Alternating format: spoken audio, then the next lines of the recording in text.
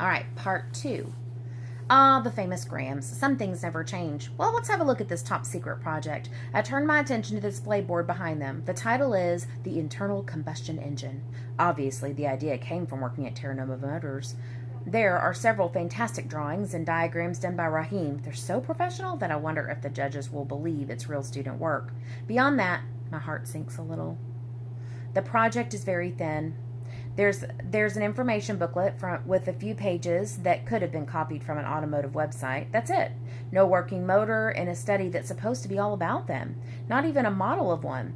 I picture some of the other displays on the labyrinth of tables throughout the double gym. There's a miniature wind turbine and batteries that store the electricity it generates, a Foucault pendulum, a replica of the internal gyroscope that provides telemetry guidance for a ballistic missile. Everywhere, microscopes peer down at single-celled organisms. Geiger counters click, test tubes bubble, and static electricity jumps up Jacob's ladder. These projects come from the most talented science students in the entire district, not just Greenwich Middle School.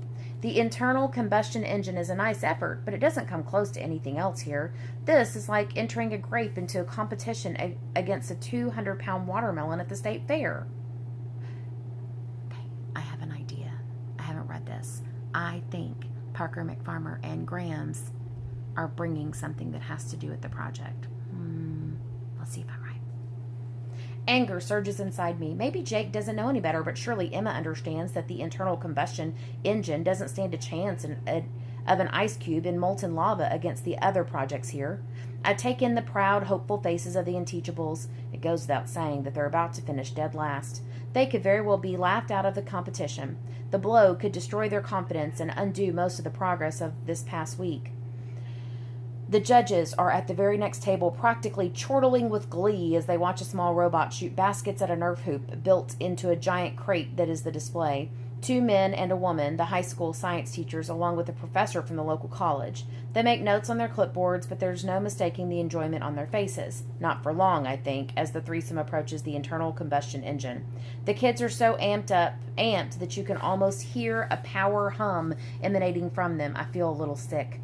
I resolve then and there to make a big stink if the judges are unkind about the project. Why not?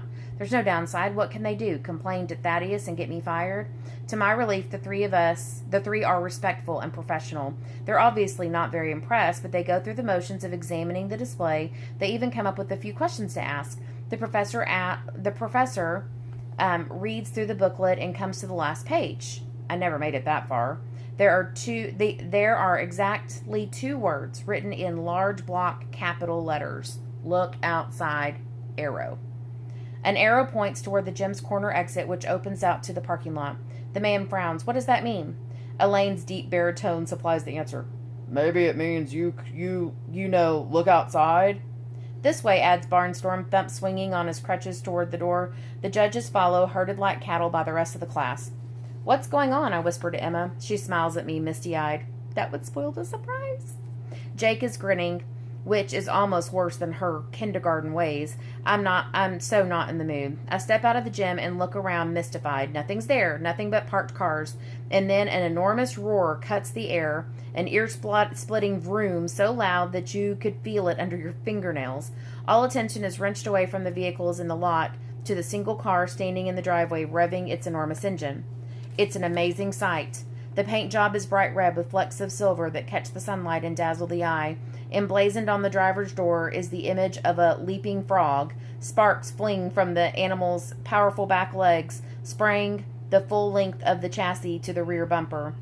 There's no hood, and the motor has been raised to full view, shiny and brand new. Twin tailpipes, gleaming chrome, slash down both sides of the car. Multicolored LED lights flash from every wheel rim. Stunned and speechless, all I can do is stare. Emma is clamped onto my arm, cutting off the circulation. What does this hot rod have to do with the middle school science fair entry? The judges are pop-eyed. This is your project? The woman from the high school breathes. The kids nod, tickled pink with themselves.